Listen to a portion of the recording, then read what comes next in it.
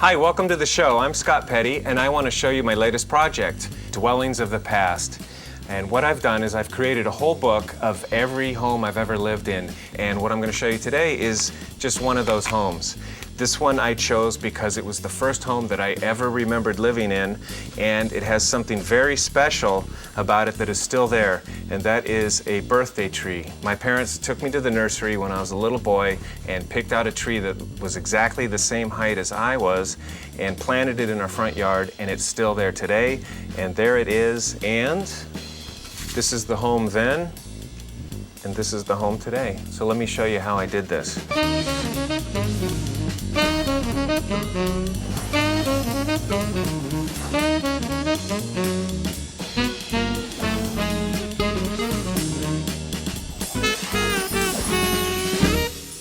The first thing we want to start with are two pieces of 12 by 12 cardstock. I then chose this paper. I like the color of this. It's kind of an earthy tone, kind of 70s feeling, and it has ferns in it, which I had in my yard. So it kind of just reminded me of the place. And I'm going to set that down. I'm not going to glue it yet.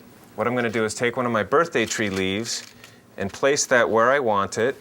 And with a pencil, I'm going to trace around this about 1/4 of an inch all the way around. And then I'm going to remove this and cut my tracing. So when you're done, these are the papers that are cut, and now I need to adhere my leaf. I used Spray 77 for that. It's a fantastic adhesive, and it holds it real nice. And also I'm going to get it wet, and it will not come off. I then take some gel medium, and I'm going to brush that all over the leaf, and this is going to glue the tissue paper down. And go ahead and just kind of hit it around the edges and make sure you seal it in really good. And then lay the tissue paper right on top of that. And then with the same gel medium and a little paint, I chose a little raw sienna, just kind of antique. It's also going to bring the color of the leaf out because it's an old brown leaf and you don't really see it very well against the paper. I'm going to brush that on. And then we just let that dry. So here's the leaf all dry. It's nice and protected. It's got a nice glaze on it. And now we're going to adhere the paper. I use 77 spray again and spray the back of your paper and just position it down. I'm going to put this checkered one down first because the fern pattern is going to lay on top of that. And there you go. Now we're ready to put the photographs and journaling. I chose a double-sided mat and also kind of paper that corresponded with what's going on here. And this is a photograph of the street leaving my house. And instead of just gluing it down and leaving it alone, I did a little slit in the corner and my picture just tucks right in there real nice. And I'm going to glue that with a glue stick.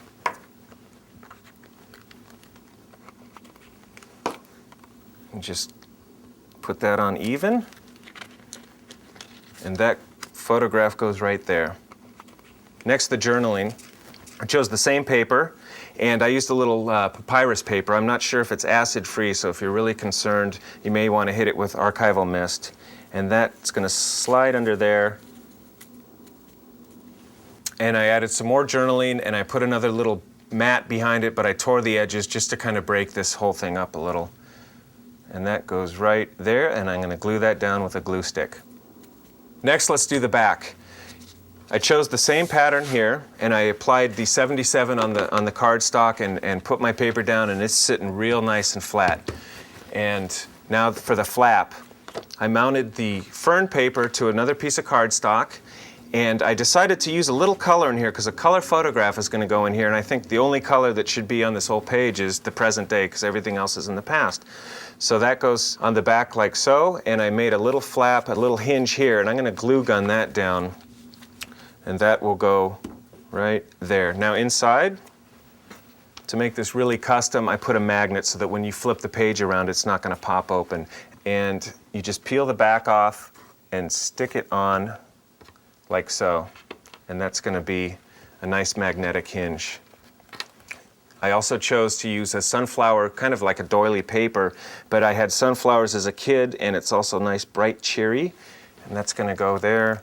Another piece of the green paper and my color photograph of the house today. And I used photo corners just to kind of finish it off, kind of to showcase it. And that goes down like so. And then here's the picture of the house when I lived there, and I made these little paper photo corners that kind of match all the other paper there. And that sits here. And I put the dates when I lived in the home, and that was for 5 years, and that's why I put 5 leaves on my page also, one for each year that I lived. So here's the project again. I put the address on the front. I used wooden letters and just glue gunned those down. And then inside, you see the birthday tree and some journaling, the leaves throughout the project, all the same technique. And this is the house driving away, going down the street, and some more journaling. In the back is the house then and now.